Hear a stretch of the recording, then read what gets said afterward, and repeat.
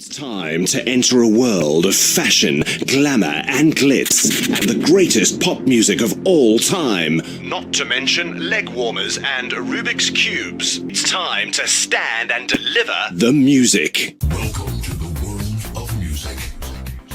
It's DJ Sonic. Ooh. It's weird. I mean, you kind of we've had a real hard times for the last 4 years. I mean, you know, nobody wanted to know at all, and suddenly, you come up with one song and it's all just wiped away, and people aren't interested in that. They're just interested in what you're doing now and what you've got lined up for the future.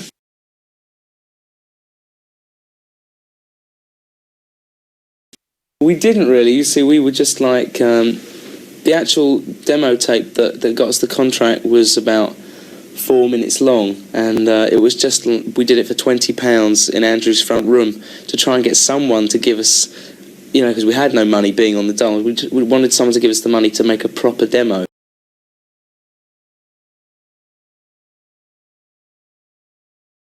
So what's next? Do you have any plans for a tour?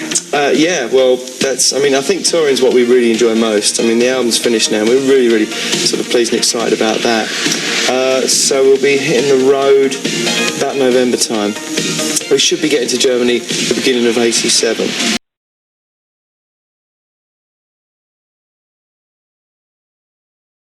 Later on, when I was kind of in my teens, the biggest impact I think I had kind of visually at a concert was seeing the Stax Roadshow, and that was probably the biggest influence on me.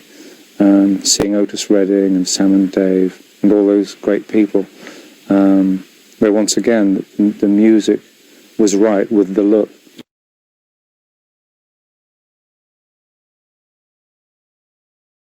It's hard to say, Bill, because it was really a progression of things, and I really couldn't. I'd be lying to you if I said it happened in one night. Lie. Yeah, I would be a lie. So that's why I'm going to lie. There's a progression of events. What happened to progression in your career? Years. How many bands have you been with since your first band you were ever in? What was the first band you were ever in? Wow, it was a band way back in the Bronx called the Strangers.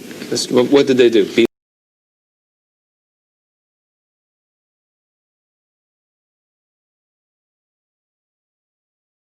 3 days off now before you start your British tour. What are you going to do? 3 days off? Yeah, you haven't. Starting with this. No, I arrived now, and I won't have much time off really. I have quite a few things to do. Catch up on your sleep then?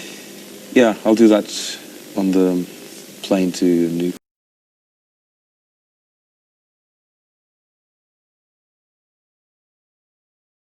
Keep that together, right? You have to have a pretty heavy attitude, and people wonder why I stand there shaking my fist. It's because, the only way to get through, to make ourselves worth it, is if we state an opinion, and the opinion is what young people want, and should, and deserve. I bet they agree.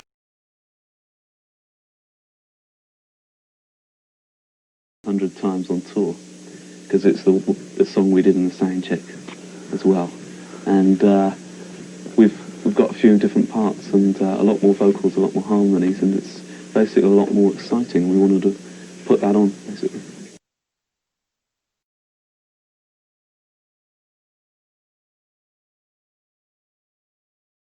How did you get those backup singers? I was really delighted. They came over to London.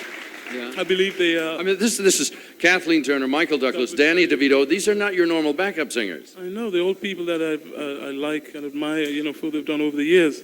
And it was a great thrill to have them on stage with me, especially Danny DeVito playing the sax. It was really funny. Are you in the studio now? I am. I'm midway through my album. When will it be out again amongst your friends where they can see you? When will you tour? Hopefully around June.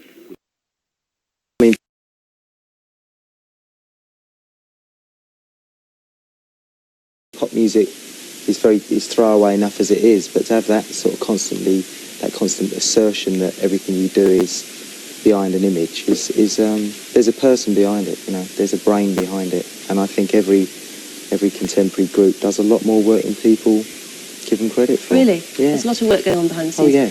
You're doing a lot of work at the moment because you're going into the movies. Yeah, I've been into the movies, yeah.